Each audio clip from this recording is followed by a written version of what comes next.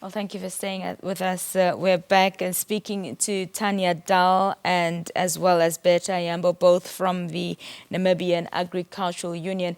Berta, before we got cut off, I was asking you about the first quarter review for the Namibian Agricultural Union for 2021, which highlighted, the quite high costs for restocking and livestock farming. And you were going to explain to us what this is attributed to. Yes, I was saying that input includes your feed cost. In our calculation, it includes feed cost, um, medicines, the items used for repair and maintenance. And if we just look at the first quarter of this year, the inflation rate, the aggregate inflation rate increased by 6.8. And if we look at December, the fourth quarter of last year, it increased by 3.1. So you can see how much it increased it too. And we can see that the result of the first quarter increase was due to the capital expenditure, vehicle repairs, maintenance, and improvements. So we all know that most of our inputs or are actually imported products, and we import mainly from South Africa. And we see that there was quite an inflation or an increase in prices in the South African market, which obviously now also reflected in our landing prices here in Namibia. And if we look at last year as well, we saw that there was quite an increase in the exchange rate, meaning that Namibian prices actually depreciated against the foreign currencies. So this resulted in an increase in input.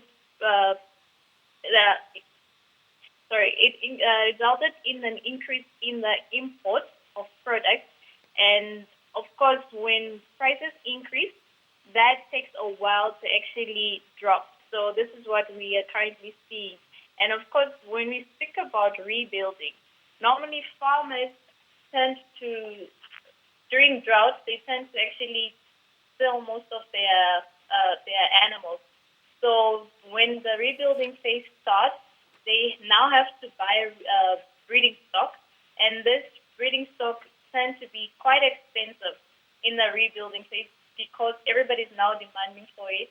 So this also adds to the increase in the production cost. That's why we have been seeing quite an increase in the production input cost. All right.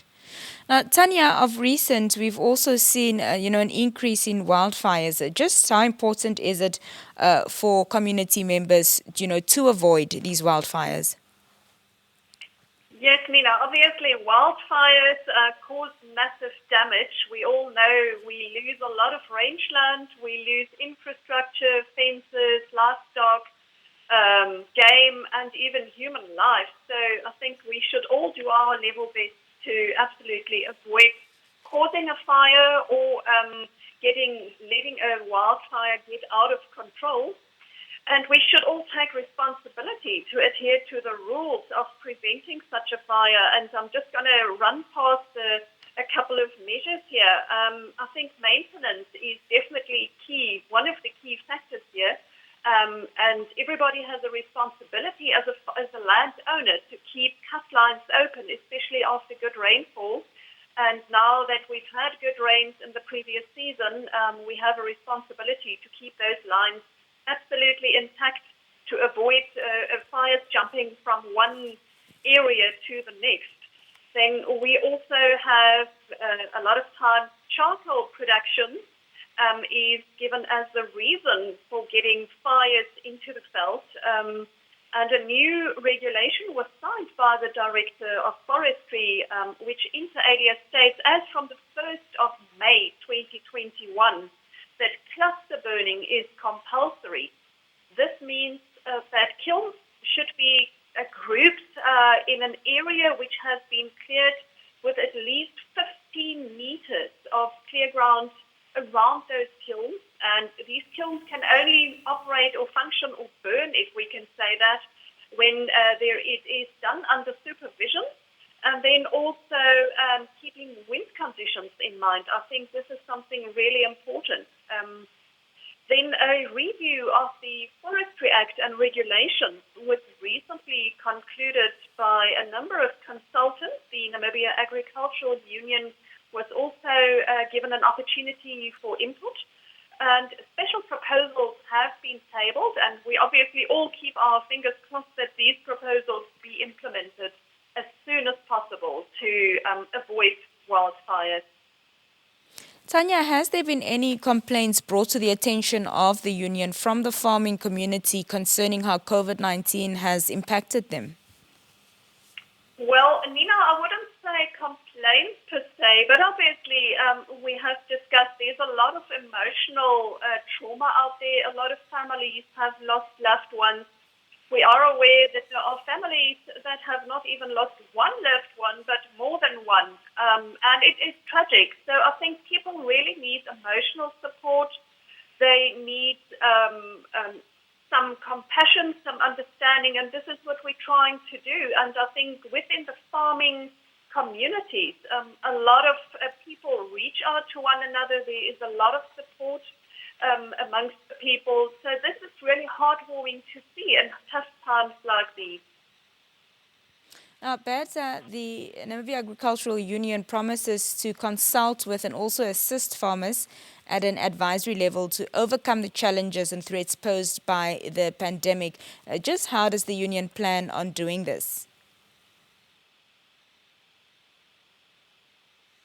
Or Tanya, either one of you can answer that for me, please. Is that mine? Okay. Sorry.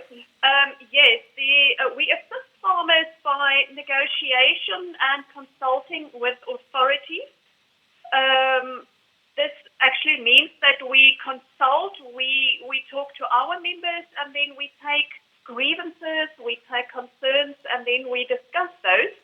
The union mainly concentrates on spreading information. We're sharing information with our members, anything that has to do with any support towards the members, with the support to the broader community.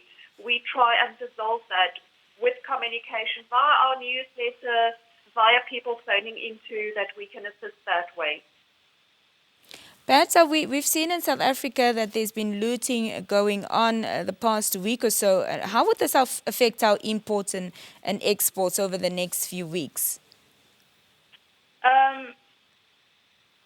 I think with the exports, we are not likely to see any impact, or we haven't seen any at this point. But with imports, we have experienced a few delays in imports of medicines and other items, but I think that's what we'll see most of the time. The imported products might be a little bit affected, but still to this point, no exports have actually been affected. All right. Well, ladies, any final remarks from you? Let's start with Tanya. Mina, yes, we would absolutely love to thank our Namibian government and specifically NAMPO, our security forces, for the excellent response and the preparedness that they have shown after we were informed about the unrest in South Africa, and then obviously a few social media reports that pointed out that we could expect a similar situation here in Namibia. So we are thankful, we are grateful for the peace and stability in our beautiful country, and we would really like to point that out as a heartfelt gratefulness. Thank you so much. Thank you. Bertha, your final remarks? Despite all the challenges, I think farmers are very determined on producing, and we are grateful for government support at this point. Ladies, thank you for your time, and thank you so much for joining us here on Good Morning Namibia. Thank you. That was Tanya Dahl and Bertha Iyambo speaking to us on the line there. We're going to take a short break, and when we come back, it's time for the second hour of Good Morning Namibia.